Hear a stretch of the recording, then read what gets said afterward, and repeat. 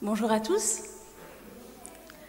J'espère que vous avez passé une bonne semaine et c'est un plaisir d'être devant vous ce matin. Je suis heureuse de vous voir. Je ne sais pas si vous avez entendu parler de cette très grande avancée médicale la semaine dernière. Une avancée médicale qui a permis à un homme de recouvrer partiellement la vue. Cet homme souffrait depuis 40 ans d'une maladie dégénérative de la rétine. Et cette maladie l'a progressivement privé de la vue jusqu'à le rendre complètement aveugle il y a environ 20 ans. La vision de cet homme a été partiellement restaurée grâce à une innovation technologique. On lui a implanté à l'arrière de l'œil des protéines d'algues sensibles à la lumière. Ceci s'appelle l'optogénétique. Je ne vais pas rentrer dans les détails techniques parce que je ne suis pas docteur et ça serait un petit peu compliqué. Mais voilà, on a pris des éléments de cette algue, des protéines de cette algue, qu'on lui a mis dans l'œil et qui lui ont permis de recouvrer un petit peu la vue. Ce patient, au bout de 7 mois de traitement, a réalisé que le traitement fonctionnait car en étant dans la rue, il a pu voir partiellement les rayures d'un passage piéton. L'article disait que c'était la première fois au niveau international que cette approche très innovante fonctionnait chez l'homme. Bien qu'il n'a pas recouvré totalement la vue, cet homme peut désormais saisir des objets, s'ils sont placés devant lui, et compter aussi le nombre d'objets qu'il y a sur la table. Tout ceci grâce à un équipement très spécial, ce sont des lunettes munies d'une caméra qui permettent une vision contrastée de ce qu'il a devant les yeux. Quand j'ai lu cet article, je me suis dit que c'est fou ce que l'homme peut faire aujourd'hui. Et justement, cet article était pour moi le lien idéal avec le sujet que je voudrais aborder avec vous ce matin. Comme Pauline l'a lu, le texte de ce matin, c'est celui de Jésus guérissant un aveugle-né. Non pas à l'aide de l'optogénétique, optogénétique c'est le mot qu'il faudra placer cette semaine à la pause café, mais simplement avec de la boue qu'il va former avec sa salive et placer sur les yeux de l'aveugle. Vous qui êtes là ce matin et qui avez peut-être l'habitude de venir dans cette église, vous qui nous suivez par Internet, vous savez que chaque premier samedi du mois, depuis le mois de janvier maintenant, nous revenons ensemble sur les miracles de Jésus rapportés dans l'évangile de Jean. Jean était un apôtre de Jésus, un de ses disciples. Et le but de Jean, en écrivant ce livre, était de prouver à tous ceux qui étaient en quête de vérité, à tous les nouveaux chrétiens, que Jésus était bien le Fils de Dieu, seule source de la vie éternelle. En tant que disciple ayant suivi Jésus, Jean choisit de rapporter 8 miracles, 8 signes expliquant qui est le Christ et quelle est sa mission. Le miracle que nous voyons donc ensemble ce matin est le 6e, celui de l'aveugle-né qui va recouvrer la vue grâce à Jésus. Alors je vous invite à ouvrir vos Bibles dans Jean 9. Et nous allons voir ensemble que cette histoire va au-delà de celui d'une simple guérison. Alors, pour ceux qui ne sont pas encore vraiment habitués avec leur Bible, Jean se trouve dans la 2e partie de la Bible, celle qu'on appelle le Nouveau Testament, et vous trouverez ce livre placé entre Luc et Actes des Apôtres. Nous sommes donc dans Jean 9. J'ai choisi d'intituler mon message « Histoire de voir » parce que, vous allez le voir, le constater avec moi, tout au long du texte, nous allons voir différents points de vue. Pardon de jouer sur les jeux de mots, mais c'est vraiment ça qui est au cœur de ce récit. Je commence donc avec les 2 premiers versets. En partant, Jésus aperçut sur son chemin un homme qui était aveugle de naissance. Ses disciples lui posèrent alors cette question : « Dis-nous, Maître, pourquoi cet homme est-il né aveugle ? Est-ce à cause de son propre péché ou de celui de ses parents ?» Drôle de question, non ? Voir un homme aveugle et se dire que s'il l'est, c'est forcément parce qu'il a commis quelque chose de condamnable. Et se dire même que c'est peut-être à cause de ses parents, d'une faute de ses parents qu'il est en train d'expier. Si les disciples posent la question à Jésus, c'est que c'était un vrai débat pour les Juifs. En effet, ils croyaient que toute maladie, toute infirmité, que tout malheur personnel était le résultat d'un grave péché. Si vous avez déjà lu le livre de Job, vous vous rappelez comment ses amis, face à tous les malheurs qui accablent ce pauvre Job, pensaient qu'il avait quelques péchés cachés qu'il fallait qu'il avoue à Dieu. Aussi pour les disciples, face à cet aveugle qu'ils croisent au bord de la route, il n'y a que deux alternatives. Soit il est né aveugle à cause de ses parents, ou bien c'est à cause de ses propres péchés. L'une comme l'autre de ces deux alternatives sont gênantes. Comment imaginer qu'un Dieu d'amour punisse un être pour une faute qu'il n'a pas faite? C'est faux. Chacun est responsable de ses propres fautes, même s'il est vrai qu'un mauvais choix puisse avoir des répercussions sur les autres. Et de l'autre côté, comment imaginer qu'un bébé, dès sa naissance, soit puni pour ses péchés? Comment un enfant pourrait-il pécher, un bébé? Ou alors, est-ce à penser qu'il paye d'avance pour les péchés qu'il va commettre une fois adulte? Tout ça semble vraiment gênant et étrange. Bref, il était donc courant que face à ce genre d'handicap, de malheur, on cherche en premier lieu d'où vient le péché. Et la vie devait être bien difficile pour cela.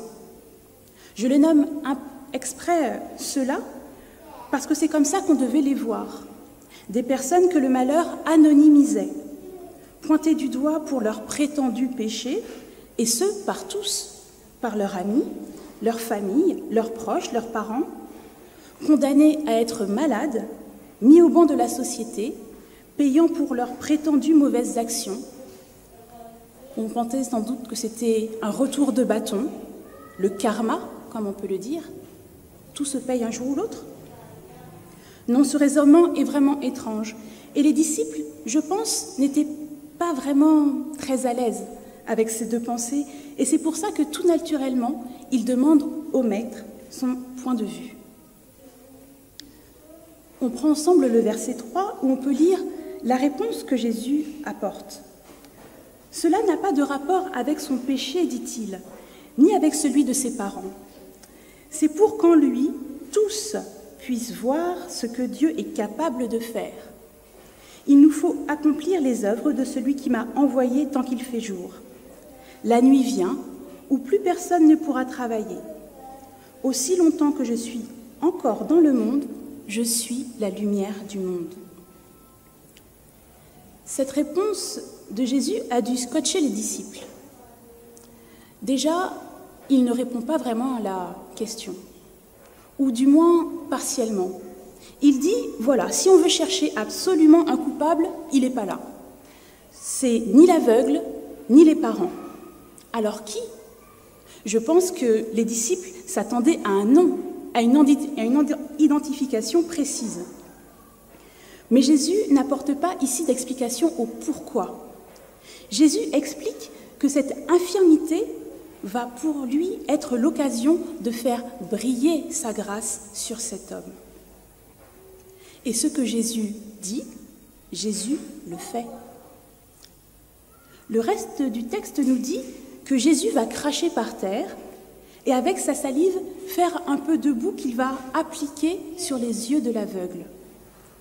Il va lui dire « va te laver au réservoir de Siloé ». Et l'aveugle y va, et à son tour, il voit. Jésus cracha par terre avec sa salive et fit un peu de boue qu'il appliqua sur les yeux de l'aveugle. En période Covid, lire de telles paroles, ça fait un petit peu frémir. Je ne sais pas si vous vous rappelez, si on fait un petit bond en arrière, au mois de mars 2020, quand l'épidémie commençait à s'installer dans notre pays, le simple fait de tousser dans le métro était quand même très compliqué. On sait que la salive est vectrice de germes, de virus. Et à l'époque déjà, la salive d'un homme impur pour un juif rendait impur celui sur qui elle tombait. Ou encore cracher contre quelqu'un, à propos de quelqu'un, était considéré comme une insulte grave. Et le simple acte de cracher en présence de quelqu'un était considéré comme une offense. L'aveugle, lui, ne semble pas rebuté par tout ça. Du moins, on ne l'entend pas s'en plaindre. Et une fois ses yeux badigeonnés de cette boue, quand Jésus lui dit d'aller se laver à l'autre bout de la ville, il y va. Vous l'auriez fait, vous? L'aveugle, lui, il accepte tout. Il accepte cette boue, ce crachat bizarre.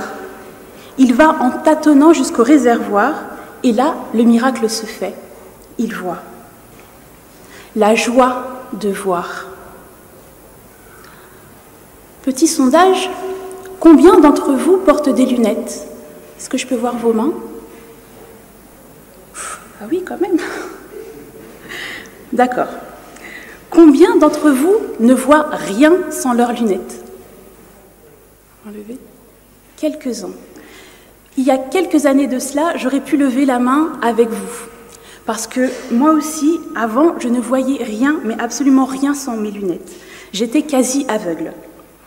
Et ce n'était pas à cause du péché d'un de mes parents, mais c'était un petit cadeau dont j'ai hérité. Sans mes lunettes, j'étais coupée du monde. Je me rappelle que le matin, je me levais, je me préparais, j'allais au travail et je faisais exprès de ne pas mettre mes lunettes parce que j'étais vraiment dans une bulle. Et arrivée devant mon bureau, quand je mettais mes lunettes, je mettais aussi mes oreilles parce que d'un seul coup, je me connectais au monde. Et comme j'en avais assez de porter des lunettes, j'ai décidé de me faire opérer des yeux au laser. Et cette expérience a été assez marquante, je vais vous expliquer pourquoi. Vous savez comment on fait pour opérer au laser? Alors tout d'abord, on va maintenir votre œil bien ouvert, on va anesthésier avec quelques gouttes, puis le chirurgien va ouvrir votre cornée, il va faire ce qu'on appelle un petit capot qu'il va ouvrir. Au moment où il fait cet acte, ma vue est devenue complètement floue. Premier petit moment de stress. Puis, au moment où le laser est venu gommer la surface de mon œil, ça dure que 30 secondes. À ce moment précis, je suis devenue aveugle. Mon œil était ouvert, mais je n'y voyais rien. Et l'espace de ces quelques secondes, je me suis dit, mais si je restais comme ça pour toujours? Si je restais complètement aveugle? Tout s'est bien passé. Je suis repartie à la maison avec 2 pansements sur les yeux. On m'a ramenée. Et le lendemain matin, j'ai enlevé les pansements, j'ai soigné mon œil avec les gouttes ophtalmiques qu'on m'avait prescrites et j'ai vaqué à mes occupations. Et à un moment, je remarque que je vois tout parfaitement clair, tout parfaitement bien, et que je n'ai pas mes lunettes sur les yeux. L'opération a fonctionné. La joie de voir clairement les choses. Notre texte aurait pu s'arrêter là, mais Jean choisit de continuer le récit.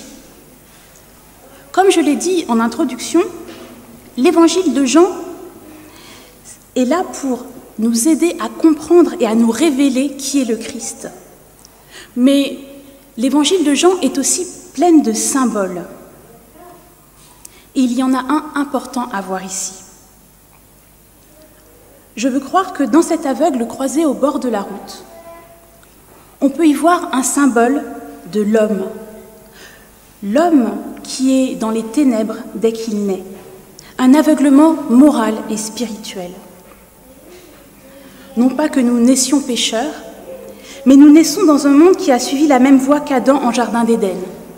Un monde qui veut agir à sa guise, séparé de Dieu, qui aime le péché sous toutes ses formes et aime s'adonner à ses mauvais penchants. Tout m'est permis, rien ne m'est interdit. Et cette habitude de reproduire de génération en génération le péché nous a éloignés de plus en plus de Dieu et de sa lumière, et nous a fait entrer dans les ténèbres. Les ténèbres, cette méconnaissance de Dieu, cette non-connaissance de Dieu. Mais Jésus est là pour accomplir les œuvres de celui qui l'a envoyé, les œuvres de Dieu le Père, qui est de délivrer les hommes de cet aveuglement moral, de cet aveuglement spirituel. Lui, le Fils de Dieu, et lui seul peut nous redonner la vie. Remarquez bien ce que Jésus dit dans la deuxième partie du verset 3. C'est pour qu'en lui, tous puissent voir ce que Dieu est capable de faire. Il dit bien en lui, il ne dit pas sur lui. Car Jésus veut montrer à tous que lui seul a la capacité de restaurer complètement l'homme, de restaurer les hommes, lui, la source de la vie éternelle. Lui qui est venu apporter la lumière au monde, car il est la lumière du monde. Et cette guérison va se faire en lui, au plus profond de lui. Ce « en lui » montre que l'enjeu est à l'intérieur de l'homme. Les guérisons les plus importantes que Dieu opère sont celles qui sont au cœur même de nos vies. Car ce n'est pas ici juste l'histoire d'une guérison, c'est l'histoire d'une conversion. L'histoire d'un homme né aveugle, qui voit, mais surtout l'histoire d'un homme qui passe progressivement des ténèbres à la lumière. Et Jésus va faire une démonstration de ce qu'il dit, pour ses disciples qui le regardent, pour les personnes présentes, mais aussi pour nous qui lisons ce texte ce matin. Si cette démonstration commence avec la guérison de cet homme, elle prend tout son sens et sa pleine réalisation dans les versets qui suivent. Dans le reste du récit, donc, nous pouvons lire que l'homme va être questionné sur le comment de cette guérison. Assez absurde parce que qui pourrait expliquer un miracle? Personne. Mais au fil des réponses qu'il apporte aux uns et aux autres, quand on le questionne sur le comment, cet homme témoigne de la compréhension et de l'idée qu'il se fait de celui qui l'a guéri. Au fur et à mesure, il va expliquer qui est Jésus pour lui. Et ses yeux s'ouvrent progressivement sur la nature du Christ. Plus l'homme sera sommé d'expliquer le comment, donc, moins il l'en dira. On le voit déjà au verset 10, quand on le questionne et qu'on lui demande « Comment cela se fait-il que tes yeux soient ouverts ?» il va répondre de la manière la plus complète possible pour lui à ce moment. Écoutez, l'homme qui s'appelle Jésus, qu'on appelle Jésus, a fait un peu de boue, m'en a frotté les yeux, puis il m'a dit « Va à Siloé et lave-toi ». J'y suis allée, je me suis lavée et d'un coup j'ai vu clair. Puis au verset 15, on va encore lui poser cette même question. Comment as-tu recouvré la vue? Bon, il l'a déjà expliqué, donc il le redit. Bon, il m'a mis de la boue sur les yeux, je me suis lavée et maintenant je vois. Les pharisiens, pour avoir le maximum d'explications, vont même faire venir les parents de cet aveugle pour essayer de les faire parler. Mais ils ont trop peur pour prendre la parole et les renvoient vers leur fils. Il est assez grand pour expliquer par lui-même ce qui lui est arrivé. Au verset 24, quand on va le faire revenir devant les pharisiens et qu'on va encore lui poser cette même question, « Comment es-tu guéri ?» il va répondre « Écoutez, j'étais aveugle et maintenant je vois, point. » Quand on va lui demander « Mais explique-nous mieux que ça », il va dire « Je vous l'ai déjà dit. J'en ai assez de répéter toujours comment j'ai été guéri. L'important pour moi n'est pas là. Le comment de ma guérison n'est pas important. L'important, c'est le qui. Quand je reçois, par exemple, une livraison de fleurs à la maison, je n'ai pas envie de savoir comment on a fait le bouquet ou comment il est arrivé jusqu'à chez moi. J'ai envie de savoir qui me l'a envoyé. Il en est de même pour l'aveugle. Il veut savoir qui l'a touché et qui l'a guéri. Et on se rend compte au fil du texte que sa conscience, sa connaissance de Jésus va évoluer progressivement. Au début, quand on le questionne, si on revient au verset 10, on voit qu'il dit « l'homme qui s'appelle Jésus », l'homme qu'on appelle Jésus. Il n'a pas beaucoup d'informations sur cet homme, il ne sait pas qui il est. Il ne connaît que son nom et ce qu'il a fait pour lui il y a quelques minutes.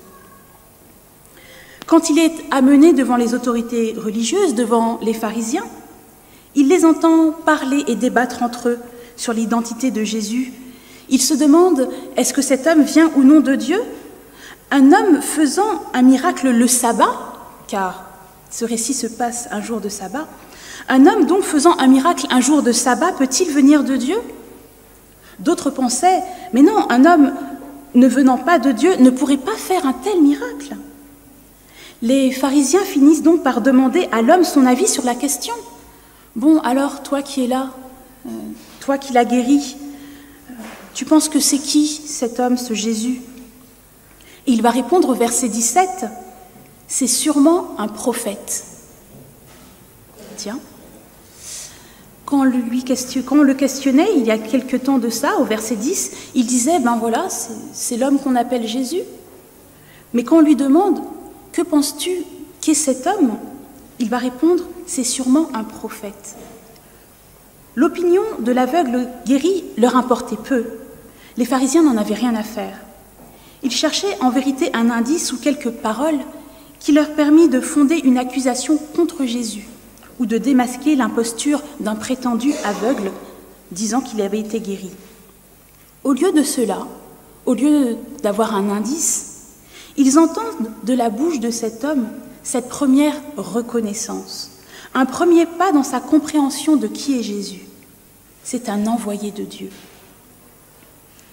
La conviction de cet homme s'éclaire peu à peu et elle s'affermit en fait grâce aux discussions dont il est témoin entre les pharisiens. Puis, il va aller plus loin parce qu'on va continuer à le questionner et lui, son opinion va continuer de s'affermir. Il va courageusement devant les pharisiens qui le questionnent dire que Jésus est un rabbi, un maître. On le trouve au verset 27 et 28. Il va leur dire, avez-vous l'intention, vous aussi, de devenir ses disciples? Sous-entendu, cet homme qui est devant vous, dont vous parlez depuis tout à l'heure, cet homme, il est au-dessus de vous. Il serait même capable de vous enseigner. Je pense que c'était une petite pique au passage qu'il leur envoyait. Cet homme qui est simple et droit comprend qu'il y a un motif caché, qu'ils veulent le faire parler à tout prix, qu'ils cherchent quelque chose contre Jésus, mais il ne se laisse pas ébranler dans sa conviction. Les pharisiens, bien sûr, sont outrés par cette réponse. C'est toi qui es son disciple. Nous sommes disciples de Moïse. Nous savons que Dieu a parlé à Moïse, mais celui-là, nous ne savons même pas d'où il vient. Mais leurs injures, au lieu de faire prendre peur ou de faire douter notre homme, auront un effet tout inverse. Au fur et à mesure des échanges, l'homme continue d'ouvrir les yeux sur qui est Jésus. Prenez avec moi les versets 30 à 33. « C'est étonnant, répliqua l'homme. Voilà quelqu'un qui m'a ouvert les yeux et vous, sous-entendu, vous les sachants, vous ne savez même pas d'où il est. Tout le monde sait que Dieu n'existe pas les pécheurs. Même quelqu'un comme moi, à plus forte raison des personnes comme vous devraient le savoir. Mais si quelqu'un est attaché à Dieu et fait sa volonté, il l'exauce. Depuis que le monde est monde, jamais, non jamais, on a entendu dire que quelqu'un ait rendu la vue à un aveugle de naissance. Si cet homme-là ne venait pas de Dieu, il n'aurait rien su faire. Sacrée leçon qu'il leur donne. Quelle audace même. S'adresser ainsi devant les hautes autorités religieuses. C'est comme si j'étais convoquée au Conseil des ministres et que devant eux, je leur disais « Mais vous, ministres de la République, vous ignorez telle ou telle chose? Vous, grands énarques, vous ne savez donc pas que… » Une petite leçon qu'il leur donne quand même, hein, et une belle. Si l'homme a au début de son interrogatoire dit qu'il ne savait pas qui était Jésus, il est en train de dire et d'affirmer ici que Jésus vient de Dieu. Oui, cet homme-là vient de Dieu. Excédé, et refusant d'être enseignés par cet homme, d'être mis face à leur aveuglement, les pharisiens le chassent. Comment, répondirent-ils, depuis ta naissance, tu n'es que péché des pieds à la tête, et c'est toi qui viens nous faire la leçon ? C'est un peu drôle parce qu'en disant cela, ils reconnaissent donc que cet homme est bien né aveugle et qu'il a bien recouvré la vue. Il y a donc bien un miracle qui a été opéré. Ils ne peuvent pas le nier, mais blessés dans leur orgueil et refusant de voir, ils le mettent dehors. Il n'y a pas pire aveugle que celui qui ne veut pas voir. Il n'y a pas pire sourd que celui qui ne veut pas entendre. Celles et ceux qui refusent d'accepter Jésus comme étant le Fils de Dieu, malgré les miracles dont ils ont été témoins, se coupent volontairement de la lumière et choisissent les ténèbres. L'homme sort, expulsé, rejeté, mais Jésus vient à sa rencontre. Il vient pour se révéler enfin à lui. Je lis au verset 35. « Crois-tu au Fils de Dieu ?» va lui dire Jésus. Et l'homme s'empresse de répondre, « Mais qui est-il, Seigneur, afin que je croie en lui ?» « Tu l'as vu, lui dit Jésus. Et celui qui te parle, c'est lui. » Alors l'homme dit, « Je crois, Seigneur. » Et il se prosterna devant lui. Oui, alors qu'il parle avec Jésus, les yeux de cet homme finissent de s'ouvrir. « Crois-tu au Fils de Dieu ?» lui demande Jésus. Et vraiment, on sent son empressement. « Mais dis-moi tout de suite où il est, afin que je puisse placer ma confiance et ma foi en cet homme. » Et quand Jésus va lui dire « Tu l'as vu ?» le mot grec utilisé pour le verbe « voir » ici, « oaro », peut être traduit par « tu l'as vu avec ton esprit ». Sous-entendu, Jésus lui dit « je t'ai guéri, je t'ai envoyé au bassin de Siloé, et tes yeux physiques ne m'avaient pas encore vu, mais ton esprit avait déjà lui commencé à comprendre qui j'étais, qui je suis. » C'est à cet instant, en parlant avec Jésus et en étant en sa présence, que l'homme parvient à une foi pleine en lui. Ses yeux le reconnaissent comme sauveur, celui qui l'a guéri de son infirmité. Il met enfin un nom sur un visage, mais son cœur, lui, le reconnaît comme Seigneur, celui qui lui a apporté la lumière. Et aux pieds de Jésus, il se prosterne devant lui en signe d'adoration. « Je crois, Seigneur. » Cette profession de foi constitue l'ultime et le véritable miracle de ce récit. Un aveugle né qui naît à la foi. À regarder plus en détail, le chemin pour arriver jusqu'aux pieds de Jésus, le cheminement de cet homme pour arriver jusqu'à ce « je crois » n'a pas été des plus simples.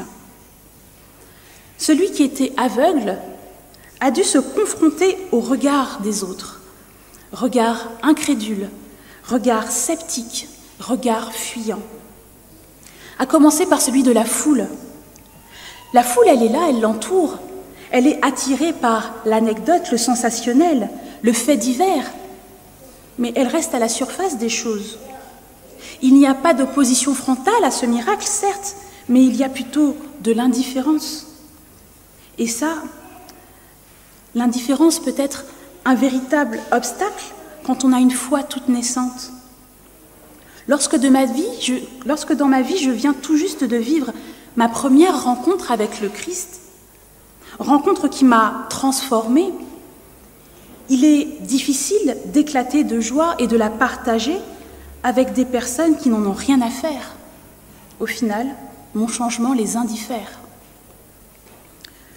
Puis, il y a l'attitude de ses propres parents.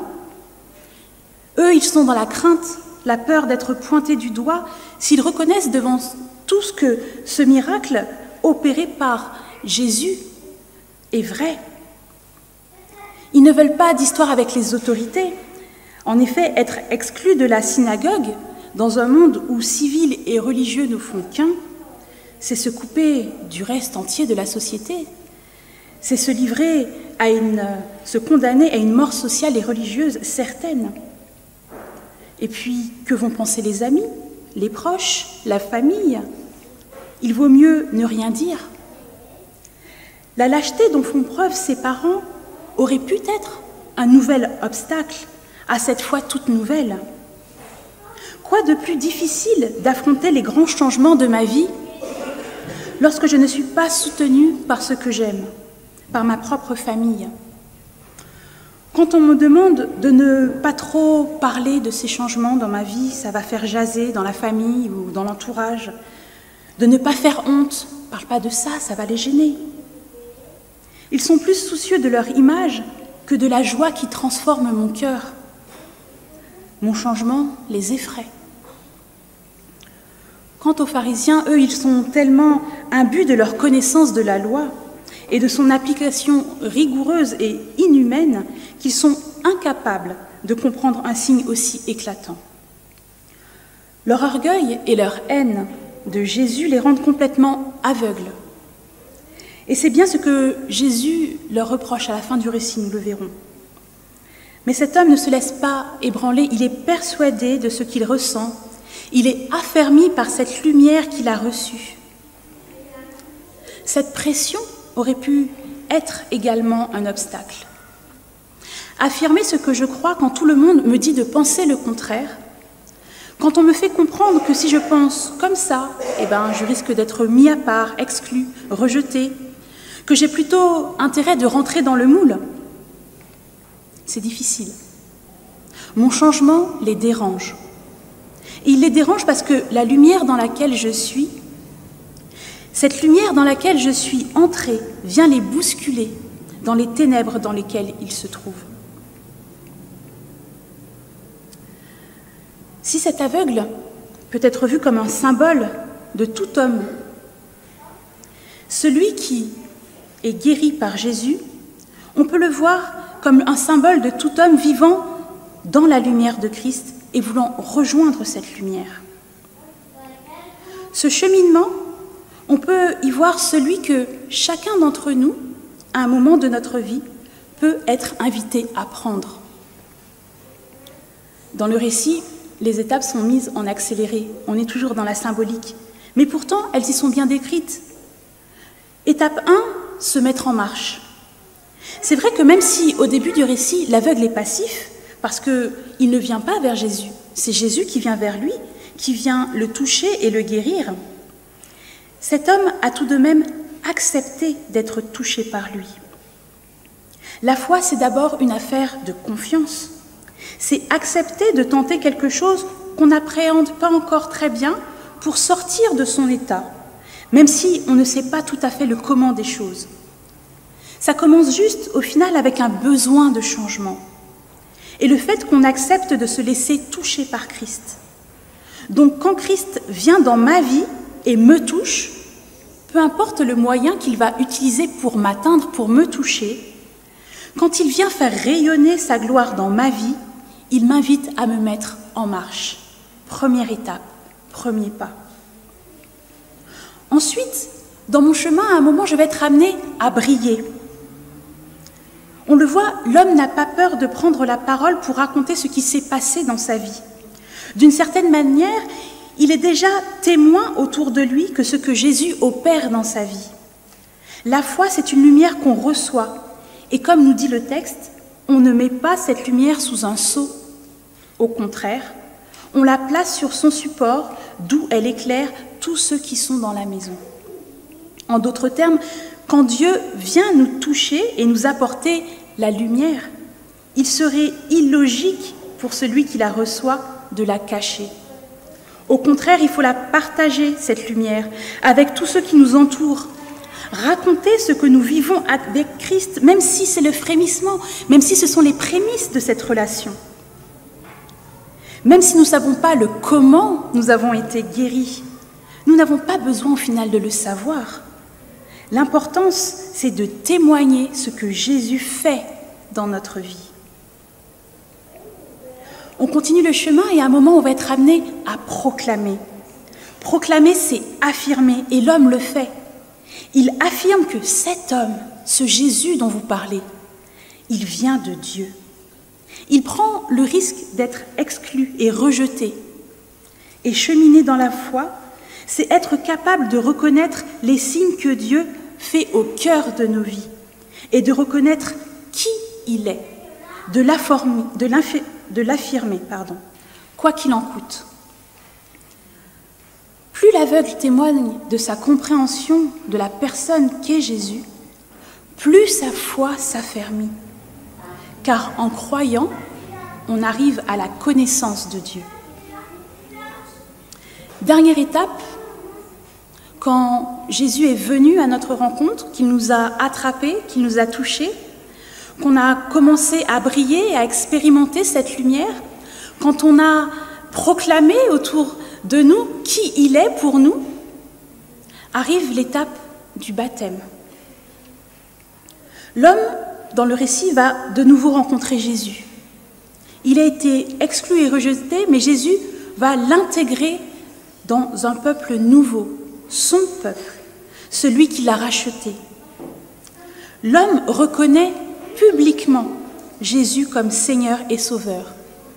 Il croit et se prosterne. Et c'est bien là un baptême, et c'est bien ça le baptême. C'est reconnaître devant tous, proclamer, affirmer ce « je crois ». Tout ceci naît d'une rencontre personnelle avec Jésus qui fait la lumière sur qui est Dieu, qui me révèle qui est Dieu et qui me le fait connaître. Nous arrivons à la fin du récit, à la fin de ce chapitre. Et si vous prenez avec moi les versets 39, à partir du verset 39, on voit que Jésus a encore une dernière parole. Je lis, Jésus dit alors, « Je suis venu dans ce monde pour qu'un jugement ait lieu, pour que ceux qui ne voient pas voient, et que ceux qui voient deviennent aveugles. » Des pharisiens qui se trouvaient près de lui entendirent ces paroles et lui demandèrent, « Serions-nous par hasard, nous aussi, des aveugles ?» Vous, si vous étiez de vrais aveugles, leur dit Jésus, vous ne seriez pas coupables. Mais voilà, vous prétendez que vous voyez. Aussi, votre culpabilité reste entière. Au verset 39, on lit donc « Je suis venu dans ce monde pour qu'un jugement ait lieu. »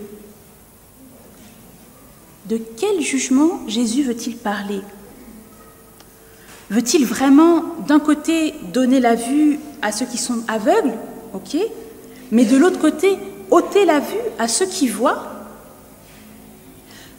Ce qu'il faut comprendre ici, c'est que quand on entend parler de Jésus, quand on l'approche de près ou de loin, quand on entend sa parole, cela produit obligatoirement deux effets possibles.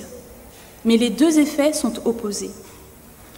Soit je me laisse toucher, guérir de mon aveuglement spirituel et mes yeux s'ouvrent et je choisis de cheminer avec lui.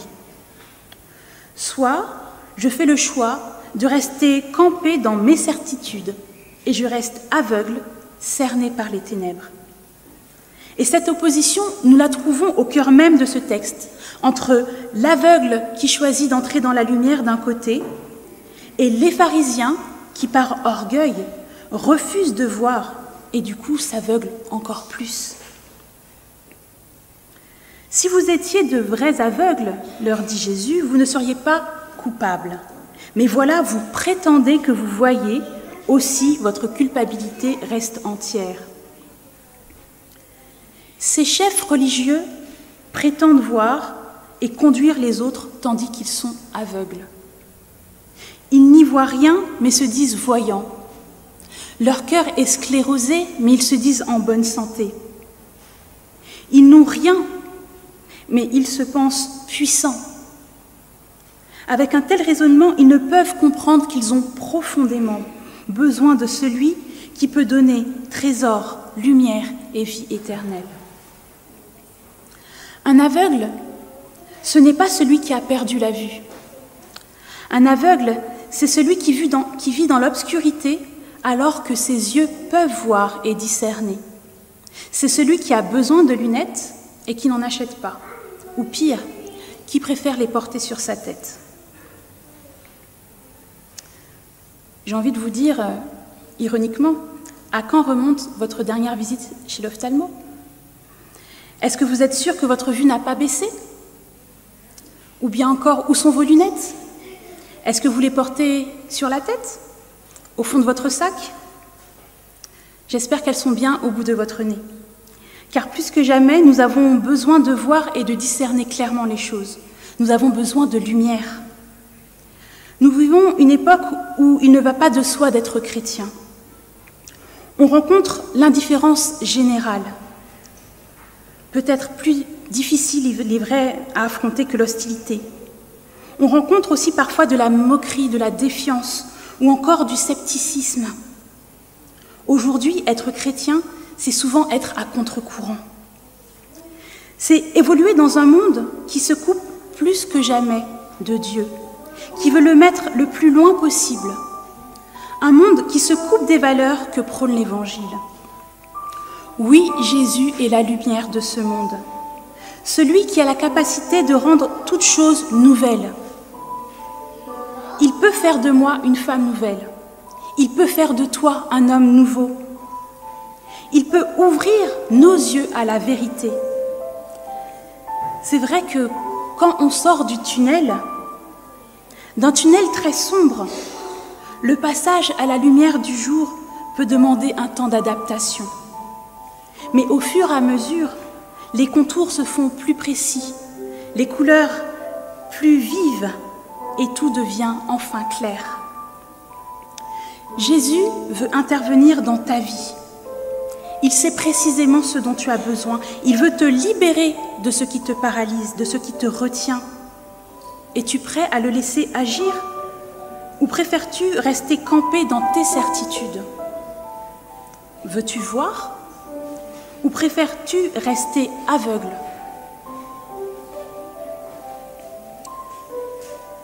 Ce matin, nous avons vu une histoire de point de vue, une histoire de voir. Chacun a vu un peu comme il le souhaitait. L'aveugle, n'y voyant rien, a décidé de choisir la lumière et ses yeux se sont ouverts. Les disciples, eux, ont vu cet homme, mais avec des ornières, des préjugés. Les pharisiens, eux, ils n'ont rien vu du tout. Qu'est-ce que je veux voir? Comment je veux voir? J'aime beaucoup cette phrase de ma tante qui me dit souvent « Dans la vie, il faut prendre conscience et changer son regard. » Prendre conscience, c'est comprendre que ma vie a besoin de Jésus.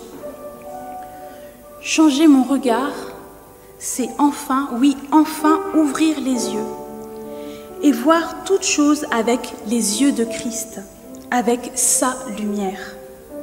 Cette même lumière qui me révèle qu'il est mon Seigneur, cette lumière qui me révèle qu'il est mon Sauveur, cette lumière qui me révèle que je suis son enfant, que je suis à lui.